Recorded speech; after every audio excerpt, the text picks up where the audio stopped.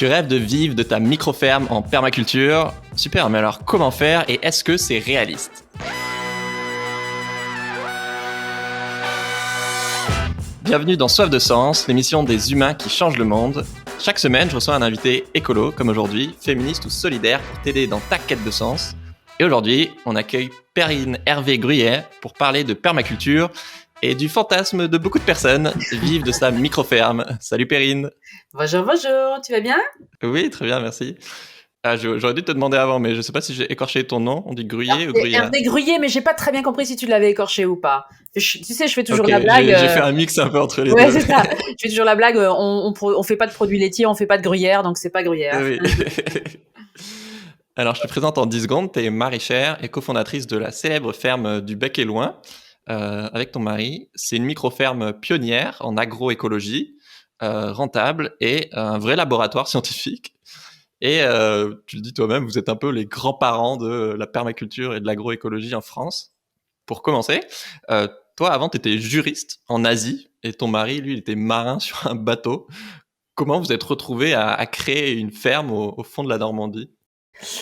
Écoute, c'est pas une histoire linéaire, ça s'est pas fait en un jour, mais ce qui nous rassemblait chacun dans nos précédentes vies, c'était une espèce de quête de sens, une soif de sens, justement. Il me manquait quelque chose, clairement. Et ce quelque chose, je l'ai trouvé sans avoir senti que cela pouvait être ça, mais je l'ai trouvé dans la nature, avec le fait, non pas seulement juste de me balader dans la nature, mais le fait de travailler avec la nature, ou en tout cas de coopérer avec elle. Je sais pas s'il faut dire travailler quand on fait ce qu'on fait, mais oui, c'est un travail. J'ai l'impression que toi, t'es vraiment tombée amoureuse de la nature et que tu te dis que t'as un lien très charnel pour la peine et très fusionnel avec les végétaux et que c'est quelque chose que... Enfin, j'ai l'impression que chez toi, c'était pas forcément inné et que c'est quelque chose que tu t'es surprise un peu toi-même. Je crois que c'était là dans l'enfance, c'était clairement très inscrit dans l'enfance, et puis ça a été atténué par la vie, par d'autres passions aussi, et c'est revenu extrêmement fort, et il y a cette passion pour les végétaux, tu l'as dit, mais aussi pour les animaux qui me parlent peut-être pas plus, mais tout autant. Dans votre micro-ferme, il y a pas de pesticides. Vous essayez au maximum aussi de remplacer le pétrole et les moteurs par le travail à la main. Donc, par exemple, remplacer un tracteur par un cheval ou une jument de trait en l'occurrence. Plus globalement, en quoi est-ce que votre ferme elle est différente de l'agriculture mainstream intensive ? C'est quoi votre vision de l'agroécologie ? Tu sais, notre ferme, je crois qu'elle n'a rien à voir avec l'agriculture mainstream. Quand tu rentres déjà, t'es plus dans la ferme de grand-papa ou d'arrière-grand-papa que dans une ferme moderne avec des grands hangars, des grandes machines, des grands espaces, plus d'arbres, plus de haies, plus de mares. Alors c'est caricatural bien sûr, mais beaucoup d'endroits qui sont aujourd'hui appelés des exploitations agricoles ressemblent à ça et ne ressemblent en rien à ce que nous avons créé, tout simplement parce que on a créé la ferme dans laquelle on avait envie de vivre aussi, la ferme peut-être d'antan, c'est un peu Martine à la ferme, souvent on dit. C'est un peu cette image d'Épinal là, et ça se comprend parce que c'est un métier tellement difficile, tellement demandeur, que si tu ne te nourris pas aussi de ce qui t'entoure au quotidien, on a parlé tout à l'heure des végétaux, des animaux, c'est une chose, mais la beauté aussi, ça a été quelque chose qui a été très fort pour nous, qui nous a nourris, qui nous a peut-être sauvés aussi, et des gros coups de déprime et des doutes. Et quand tu te lèves chaque matin devant un paysage comme celui-là, parce que nous avons la chance d'avoir hérité d'un bout de vallée absolument extraordinaire, dans lequel la nature, sans même que nous y fassions quoi que ce soit, est belle. Donc ce legs, il faut que nous l'honorions, il faut que nous le magnifions tant que faire se peut, tout en produisant des aliments de qualité et sains pour l'être humain. Donc tu vois, ça a toujours été un espèce d'équilibre à trouver entre ces différentes choses-là, mais clairement, la différence majeure pour moi, dès que tu rentres dans la ferme, c'est la beauté. C'est vrai que la nature, c'est pas fait pour être des kilomètres et des kilomètres de monoculture, alors que chez vous, justement, il y a notamment une micro-forêt jardin. Enfin voilà, il y a plein de niveaux de hauteur, il y a plein de diversité, et on se dirait même pas forcément que c'est une exploitation agricole.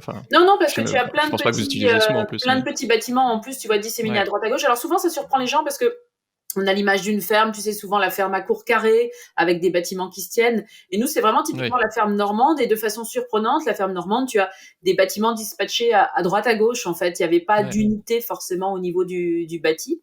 Et pour moi, c'était assez étrange hein, au départ. Mais ça s'est fait comme ça et ça s'est fait de façon très respectueuse de ce que pouvaient faire les anciens, sans même y penser. Tu vois, ça a été assez spontané. Et la plupart des bâtiments, nous avons dû les construire. Et ça, c'était un gros poids, un poids financier, mais Ah oui. un poids de temps aussi. Parce que quand nous avons repris cet endroit, c'était pas du tout une ferme. C'était juste une chaumière avec déjà Ah, de je savais pas. l'herbe et des pommiers qui étaient installés par chance depuis longtemps. Et puis petit à petit, on a racheté des herbages et on en a fait des lieux de culture. Mais il a fallu, bien évidemment, assez rapidement construire des bâtiments.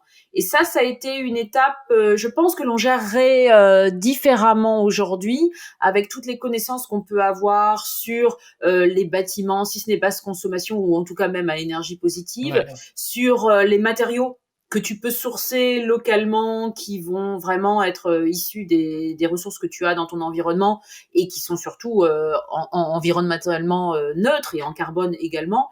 Donc tu vois, tous ces progrès par chance que la société a fait sur ces items-là de construction, on ouais. aurait aimé en disposer à l'époque. Donc on a fait comme on a pu, on a construit des bâtiments parce que très vite on s'est rendu compte, bah, si tu veux faire du cidre, c'est bien, ou du jus de pomme, c'est super, mais les bouteilles, qu'elles soient vides ou qu'elles soient pleines, il faut les stocker quelque part. Donc, allez hop, un bâtiment ou un grenier. Et puis après, si tu veux faire une boutique à la ferme, allez hop, un bâtiment de plus. Et puis, quelques années, on se sollicite pour faire des formations, et allez hop, encore un bâtiment. Et ça a été complexe, et je dis souvent aux porteurs de projets, ceux qui veulent s'installer, parce que j'en suis beaucoup, Ouais. faites bien attention à cet aspect bâti.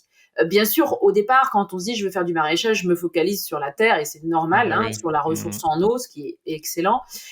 Mais le bâti, c'est un point d'achoppement, ne serait-ce que financier, et puis après, en termes de temps aussi. Est-ce que tu autoconstruis? Est-ce que tu fais construire? Et le maraîchage est déjà tellement demandeur et tellement chronophage que si en plus tu Ouais. te mets sur le dos le fait de construire le bâti qui va plus tard servir à ta ferme, ça devient très très compliqué. Et pourtant, vous l'avez fait.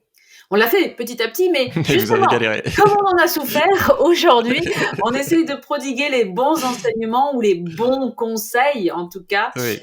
pour essayer de faire en sorte que ceux qui arrivent après nous, eh bien, aient la vie un petit peu plus douce par rapport à cette installation agricole qui est Ouais. véritablement un parcours du combattant, il faut le dire. Alors on rentre dans le vif du sujet, tu l'as évoqué, c'est pour ceux qui ont envie de se lancer.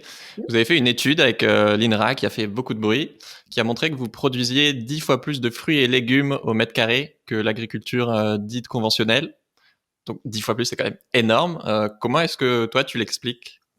Ouais, c'est assez simple, hein. Tu vois, quand on a commencé à cultiver, quand on s'est installé en tant qu'agriculteur en 2006, on ne connaissait pas OK. la permaculture. Donc, on a commencé en bio et on avait nos idéaux à nous, c'est-à-dire de produire des aliments sains, de qualité, locaux par définition, hein, mais surtout de le faire sans pétrole, parce que nous avions déjà en tête cette histoire de pic pétrolier qui a Ouais.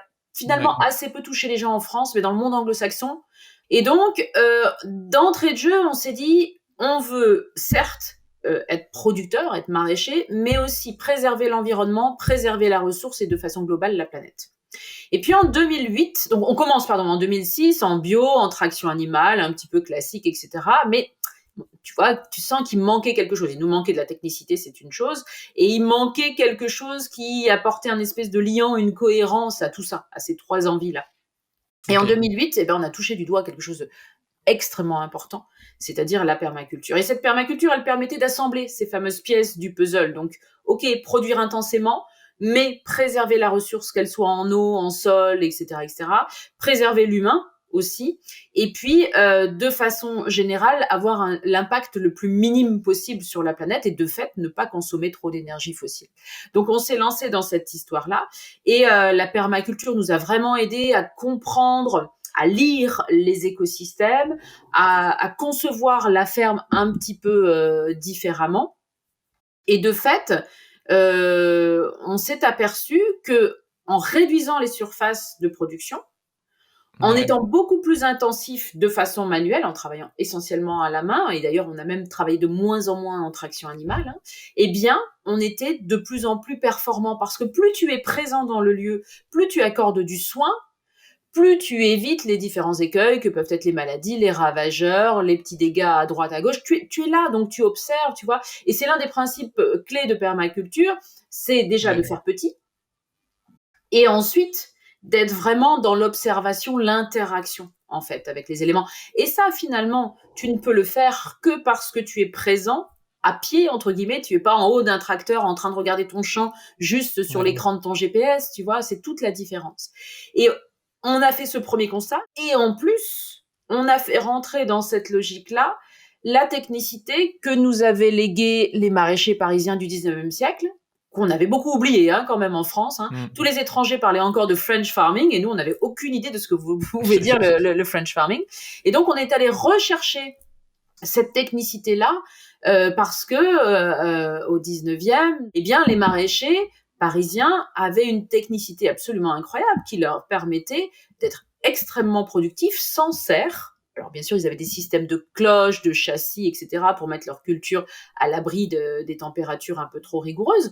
Mais sans serre, sans pétrole, par définition, ils arrivaient à produire énormément. Et Paris était autosuffisante en production de légumes à l'époque. Alors, ok, une époque n'en fait pas une autre, tout était différent. Mais il n'en demeure pas moins que cette technicité, nous, on est allé la rechercher et on l'a importée dans nos cultures.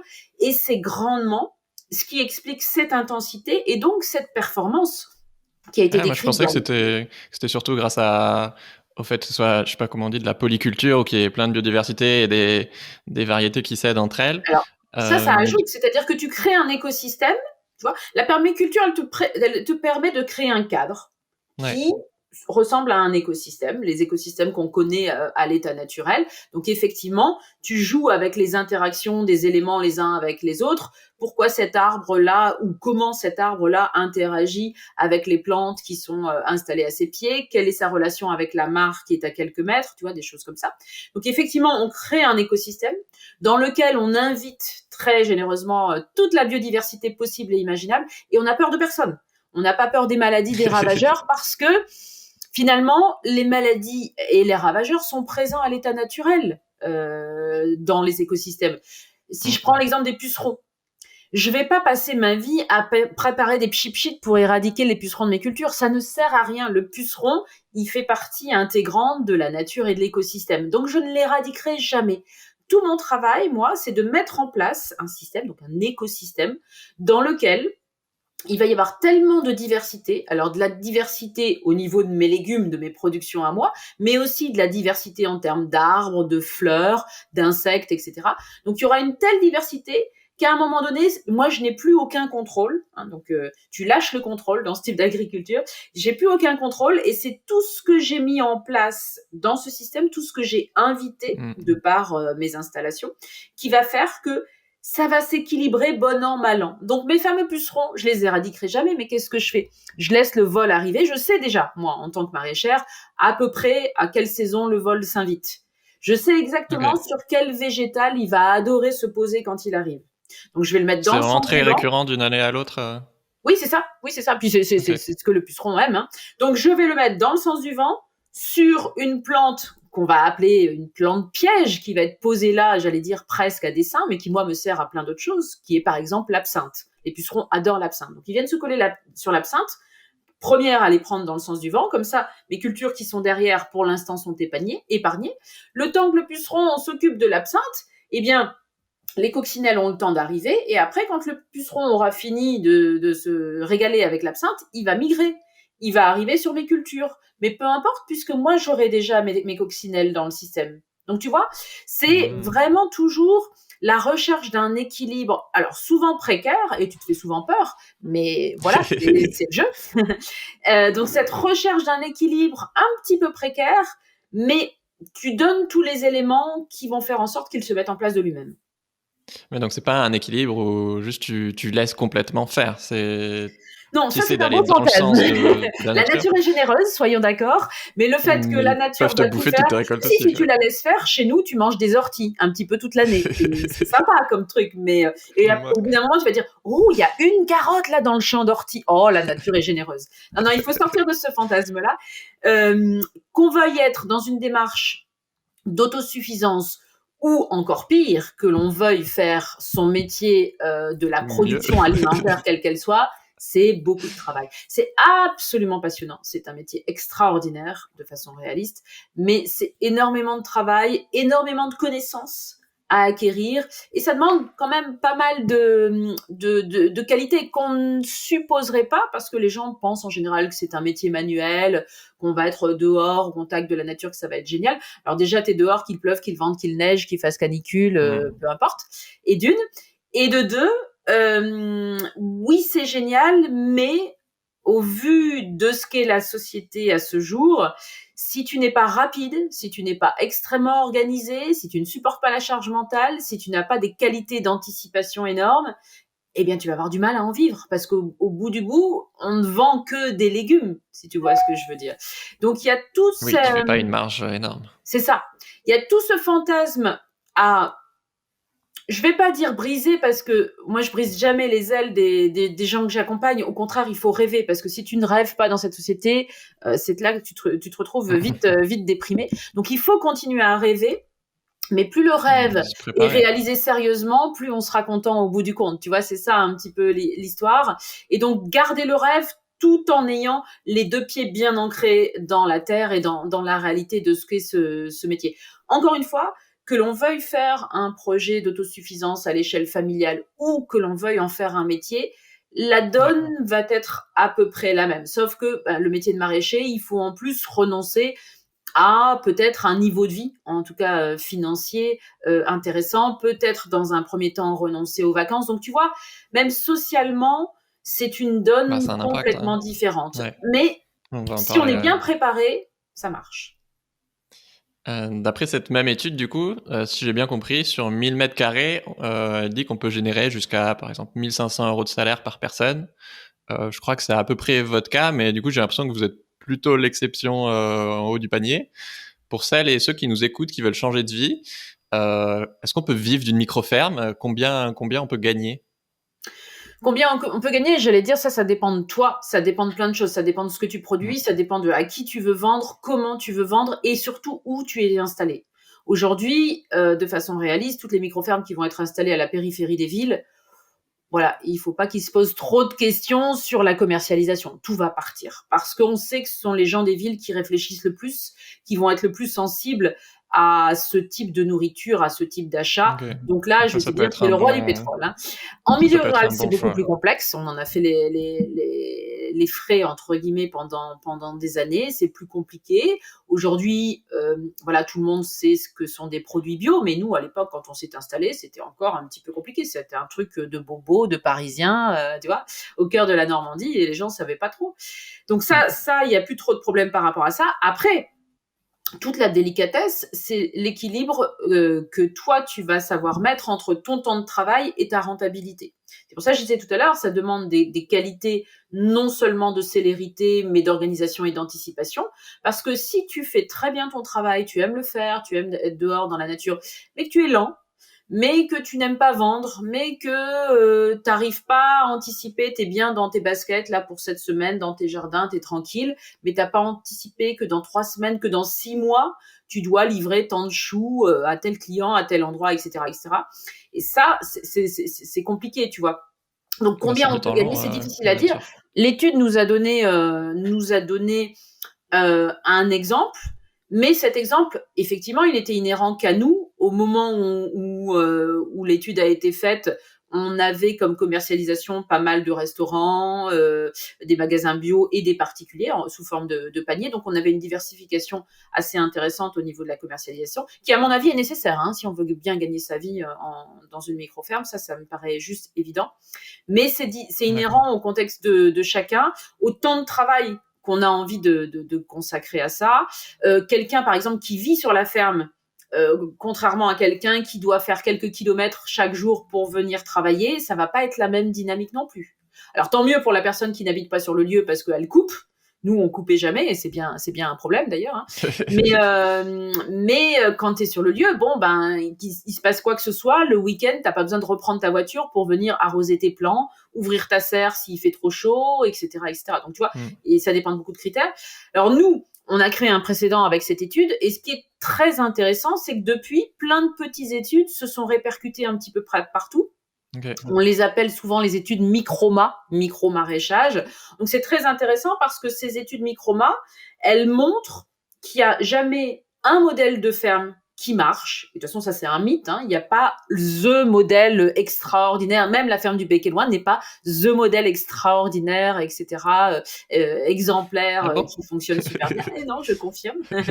Parce que, pour plein de raisons, hein, et on n'a pas un bon sol, on a, nous, maintenant, un certain âge. Enfin, voilà, il y a plein de raisons qui font que, à un moment donné, t'es pas dans une panacée ultime. Tu joues toujours avec le vivant, tu vois, tu dois toujours t'adapter. Il n'y a pas de recette miracle et il n'y a pas de lieu miracle. Hein. Il y a juste un savoir-faire, un sens de l'observation et une intelligence du travail, finalement. Il n'y a pas the modèle de ferme. Il y a plein de modèles qui, pour des raisons diverses et variées, conviennent aux personnes qui les ont créés. Certains vont vouloir travailler un petit peu moins, d'autres veulent absolument avoir des arbres, certains ne veulent même pas entendre parler de traction animale, donc vont tout faire à la main ou avec un petit tracteur, et tout ça, c'est OK. Dès lors que tu respectes la nature, dès lors que ton ambition, elle est vraiment de préserver la ressource, préserver l'environnement, produire une alimentation saine et de qualité pour les gens qui sont autour de toi, et toi, maraîcher ou maraîchère, être épanoui dans ce que tu fais, quoi. Oui, c'est clair qu'on n'a pas tous les mêmes besoins. Je crois que je disais la moyenne des revenus des maraîchers bio, c'est genre 800 €, donc c'est quand même pas énorme. Alors ça, c'est déjà pas mal. Et ça, c'était chez nous en Haute-Normandie il y a des années, tu vois. Alors, beaucoup vont dire, oui, alors, ce sont pas les vrais chiffres parce que les maraîchers essayent de faire un petit peu de blague parce que voilà, ils gagnent pas beaucoup d'argent. C'est pas forcément vrai parce qu'aujourd'hui, ça devient de plus en plus difficile de pouvoir tricher. Tu as une caisse et puis tout est enregistré dessus. Donc, c'est une réalité qu'il faut prendre en considération. Tu ne gagnes pas énormément d'argent, mais quand tu vis sur ta ferme, bon bah tu fais passer énormément de frais aussi sur l'exploitation agricole puisque ça s'appelle comme ça. Ouais. Donc l'un dans l'autre, tu vois, il faut quitter les standards de l'ancien monde et le revenu que tu as d'un métier comme ça, il ne se mesure pas qu'en argent. Il se mesure en qualité de vie, il se mesure en cohérence entre tes principes, tes valeurs et ce que tu fais. C'est complètement autre chose. En fait, il faut vraiment quitter les repères de l'ancien monde. Est-ce que j'ai un bon job? Est-ce que je gagne bien ma vie? C'est pas comparable, en fait. Avant d'en faire son métier, effectivement, on peut déjà commencer par essayer d'être autonome en nourriture. Vous, c'est ce que vous avez fait au début pendant 3 ans. Tu dis que 300 mètres carrés, ça peut suffire pour nourrir une famille. Quel conseil tu donnerais à quelqu'un qui veut se lancer, par exemple, sur 300 mètres carrés? Il y a tout un design à faire en permaculture. On parle beaucoup de cette idée de design qui est vraiment quelque chose de très, très intelligent. C'est de la préparation, en fait. Hein. C'est de l'ingénierie de projet appliquée au vivant. Et moi, j'encourage vraiment tout le monde à faire son design. Alors, on a fait un gros effort dans Vivre avec la Terre, de faire une synthèse, en fait, notre livre, notre triptyque, là, voilà, il est là derrière. On a fait page 156, me semble-t-il, un énorme questionnaire de design et c'est toutes les questions qu'il faut que vous vous posiez avant de démarrer. Alors, ces questions vont de combien de personnes je dois nourrir, de combien de budget je dispose pour implanter mon jardin, est-ce que je dois mettre une petite serre, combien ça coûte une petite serre, etc., etc., etc. Voilà, c'est toutes les questions qui vont bien pour préparer le mieux possible l'implantation de ce jardin. Bien sûr, en fonction de vos réalités climatiques, on va pas appréhender les choses de la même façon. Hein. Si vous êtes à Brest ou si vous êtes à Toulon, vous n'allez pas avoir à faire attention aux mêmes choses.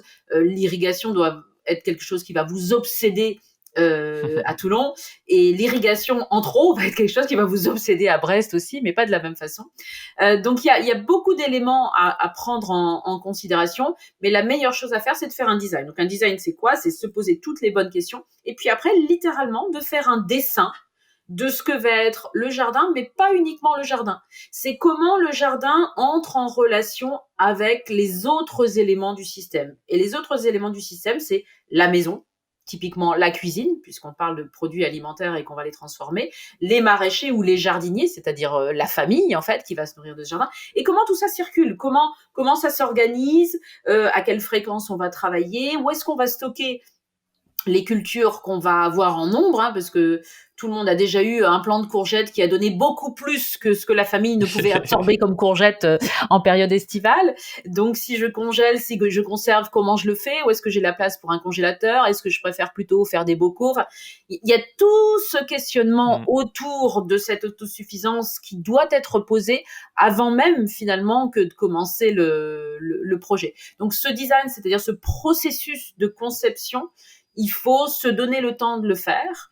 Alors même si on est un peu pressé, en quelques semaines, ça peut être réalisé, mais c'est vraiment très très précieux. Et ce design, en fait, il est évolutif. Il faut partir du principe que oui, on a fait un dessin sur le papier, donc ça va nous aider pour la mise en place, pour la conception. Mais attention, on danse avec le vivant dans cette logique-là. Donc, c'est pas parce que j'ai figé les choses sur un dessin un jour que ça va rester ad vitam aeternam comme ça. Il va falloir. Après, pour le côté bâti, par exemple, c'est plus compliqué, quoi. Mais... C'est ça. Il va falloir avoir la souplesse de se dire, non, ça va être évolutif. Mon petit arbre là que j'ai planté il y a 3 ans, dans pas longtemps il va devenir énorme, il va générer une ombre portée assez forte sur mes cultures qui étaient au pied. Zut, là je pensais mettre des tomates. Non, c'est foutu. S'il y a un petit peu d'ombre le matin, les tomates elles vont pas être très contentes. Donc c'est un exemple un peu béabesque, mais il faut partir du principe qu'on est dans une danse constante avec la nature, avec le vivant, et c'est ça qui rend les choses passionnantes d'ailleurs. Il y a beaucoup de fantasmes sur la vie de maraîcher. C'est vrai qu'il y en a pas mal qui en rêvent, mais peut-être plus pour fuir leur carrière ou parfois des problèmes perso. Tu l'as dit aussi, on se rend pas compte comment c'est énormément de travail. Enfin, t'as plus de vacances. Et aussi, parfois, il y a beaucoup de divorces parce que c'est un mode de vie très intense.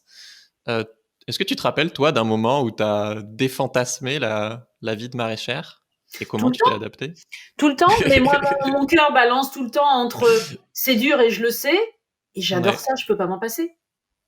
Je crois que c'est un métier génial, il est juste pas en phase avec les réalités du monde actuel, encore une fois, et surtout, il doit être appréhendé, me semble-t-il, de façon beaucoup plus collective que ce que nous faisons aujourd'hui. Avant, les familles d'agriculteurs, tu avais au moins 3 générations sous le même toit. Alors, je dis pas qu'il faut remettre tout le monde sous le même toit, hein.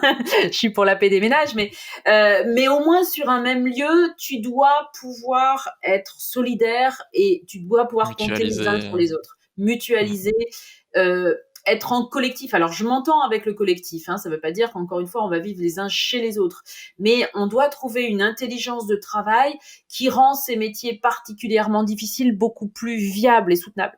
Et nous, on croit beaucoup en un système qu'on a appelé le système agraire solidaire, qu'on a décrit dans notre premier bouquin qui s'appelle le Permaculture, guérir la terre, nourrir les hommes. Et ce système agraire solidaire, ça n'est rien d'autre qu'une espèce de coopérative de producteurs. Donc, en gros, tu prends, je sais pas moi, la ferme moyenne française, 120 hectares. Sur ces 120 hectares, aujourd'hui, tu as une personne seule sur son tracteur. Point. Et on sait combien le métier d'agriculteur est difficile aujourd'hui. On sait malheureusement combien il y a de suicides. Et encore une fois, on ignore souvent toute la réalité de la dure vie en milieu rural dans ces milieux-là. Donc, pour parer à ça, pour parer non seulement à cette solitude, mais à cette précarité, pourquoi est-ce que sur ces 120 hectares, on n'installe pas une dizaine de producteurs? Donc 120 hectares, tu divises, tu as un maraîcher, tu as quelqu'un qui fait de l'œuf bio, tu as quelqu'un qui fait de la plante aromatique et médicinale, tu as quelqu'un qui fait du miel, tu as quelqu'un qui fait du fromage avec ses chèvres ou ses brebis. Et tu vois, tu as une dizaine de producteurs d'installés comme ça. Donc chacun est responsable de son lieu, et potentiellement propriétaire, parce que c'est beaucoup ça aussi qui pose problème dans les installations, c'est cette notion de propriété du foncier. Quand les gens passent par des foncières, ils ont un problème quant au fait qu'ils vont pas capitaliser sur le foncier agricole à terme. En gros, ils sont en location et puis ils seront jamais propriétaires de ce lieu-là. Donc là, on corrige ça, on se dit bah voilà, chacun est propriétaire de son lieu, mais est responsable de ses échecs comme de ses réussites. Il y a un pot commun au milieu. Ce pot commun, tout le monde met un petit peu dedans. Ça peut servir à payer la personne qui répond au téléphone, la personne qui tient la boutique. Pourquoi pas à 10, aller voir le comptable et lui dire, bah voilà, à 10, vous nous faites baisser les honoraires, ça ira mieux. Le site internet, il peut être mutualisé, tu vois. Et tout est à l'avenant. Donc tu mutualises, donc de fait, tu fais des économies d'échelle d'une certaine façon. Aussi, oui. Et agronomiquement parlant, bah, c'est hyper cohérent parce que les déchets du maraîcher vont aller nourrir les poules qui vont pondre les œufs bio. Le fumier du cheval du maraîcher peut-être va aller alimenter la forêt jardin de l'arboriculteur, etc., etc. Donc agronomiquement, il y a une complémentarité. En termes d'écosystème aussi et de biodiversité, n'en parlons même pas, c'est encore plus pertinent.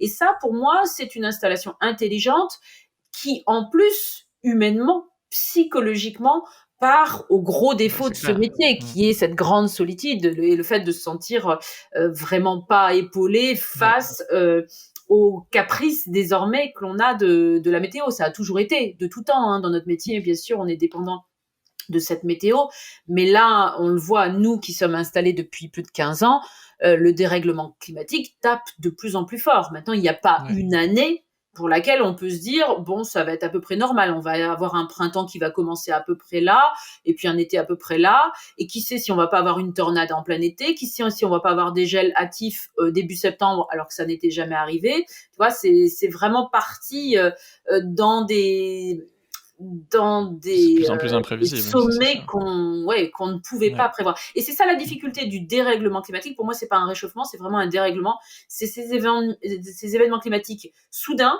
souvent violents, qu'on n'attend pas là où ils arrivent et au moment où ils arrivent.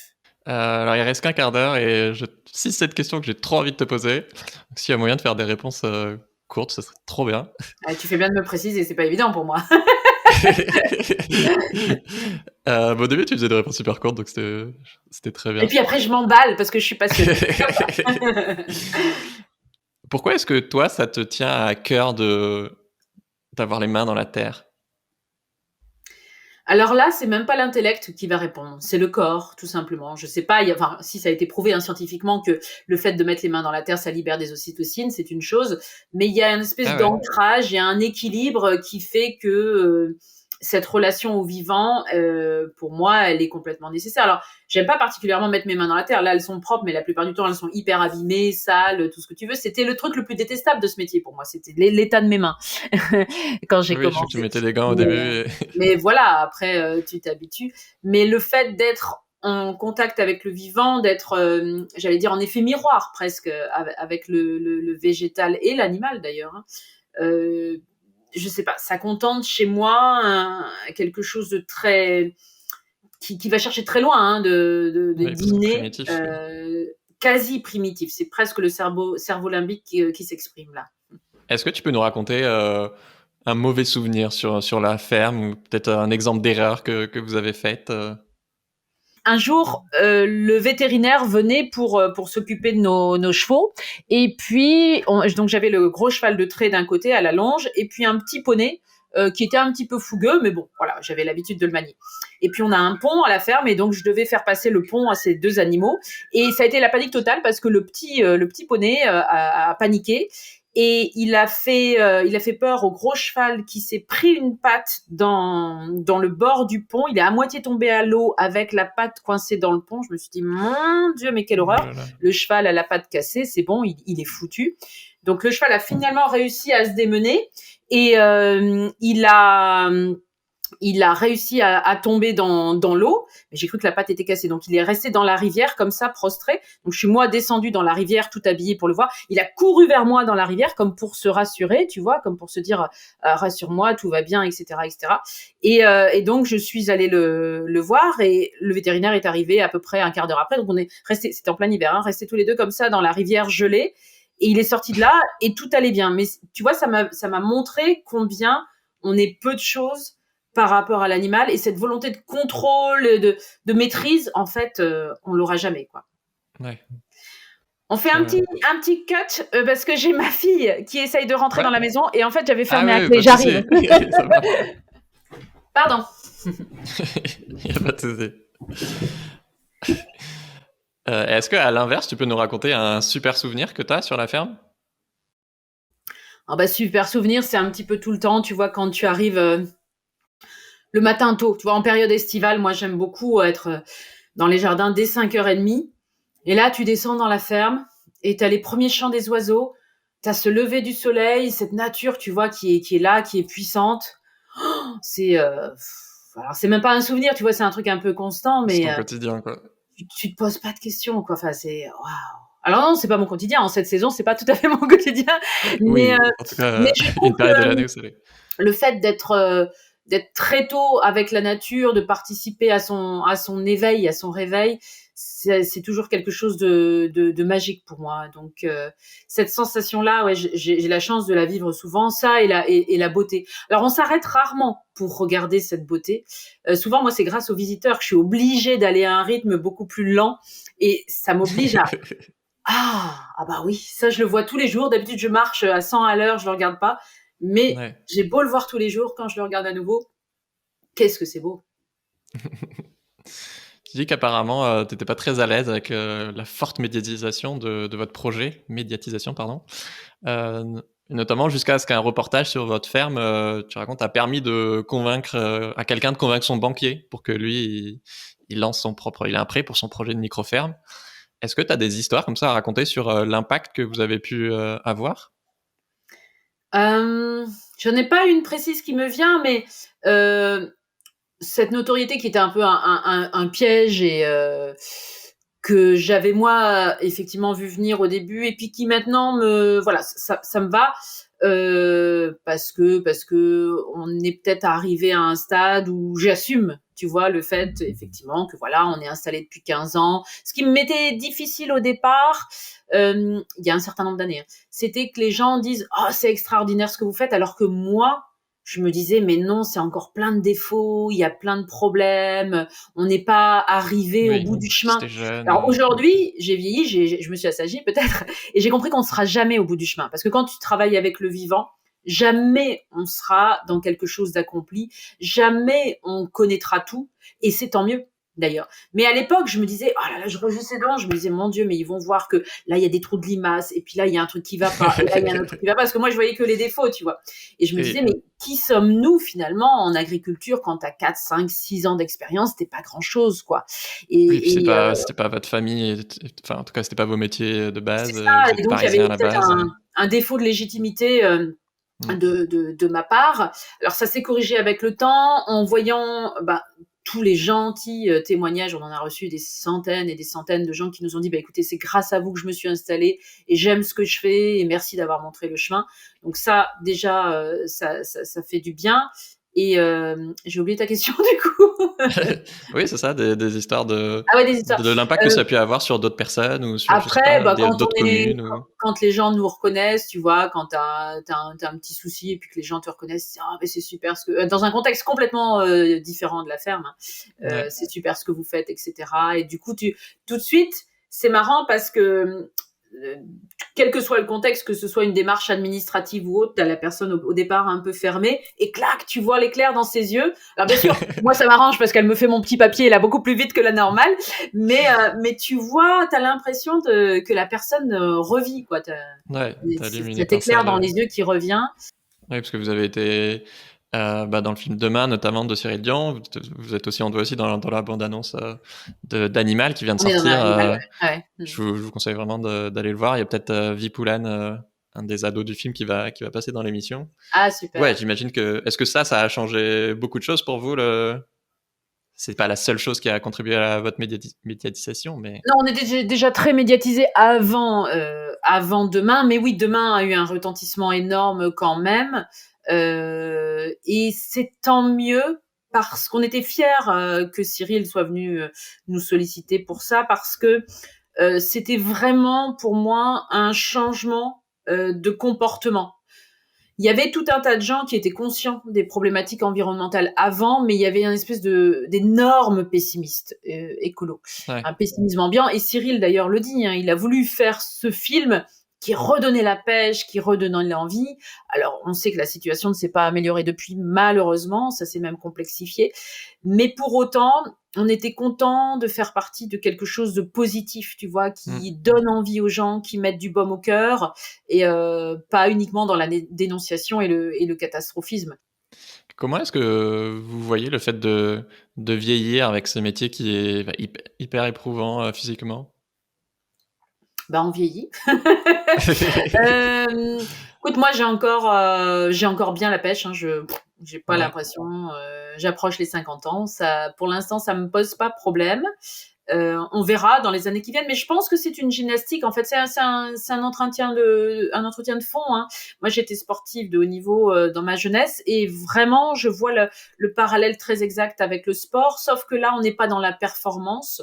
mmh, Avec l'agriculture et le maraîchage, mais on est dans cette course de fond, en fait. Il faut t'entretenir tout le temps pour avoir une espèce de, de, de, de, de de force et de forme de fond qui fait que quoi qu'il arrive, ben t'as pas mal au dos tous les 4 matins. Alors oui, on a des petits bobos partout, mais on apprend aussi à gérer notre corps, à le gérer par rapport à l'outil, aux outils qu'on manipule. Moi, qui suis femme, qui suis pas très grande, j'ai beau être costaud, je suis pas très grande.